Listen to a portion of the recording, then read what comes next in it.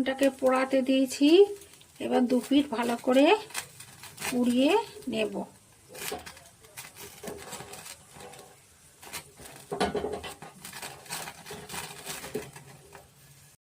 পোড়ানো হয়ে গেছে, আমি এবার খোসাগুলো ছাড়িয়ে নেব। এইভাবে ছাড়িয়ে নেব। বেগুনটা ভালো করে চটকে মেখে নিলাম। তেল দিয়ে দিলাম অল্প করে। পেঁয়াজ কুচিটা, টমেটো কুচিটা দিয়ে দিলাম, করে একটু কালো জিরে দিয়ে দিলাম, দিয়ে ভালো করে একটু নেড়ে নেব যতক্ষণ না ব্রাউন কালার আসছে।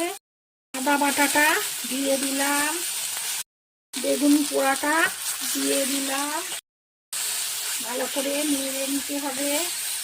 কাঁচা লঙ্কা কুচিটা দিয়ে দিলাম, ডিমটা দিয়ে দিলাম, নুনটা দিয়ে দিলাম, বাটাটা 1/2 চামচ, সর্ষে বাটা, 4টে চিনির দানা ওপর থেকে দিয়ে দিলাম।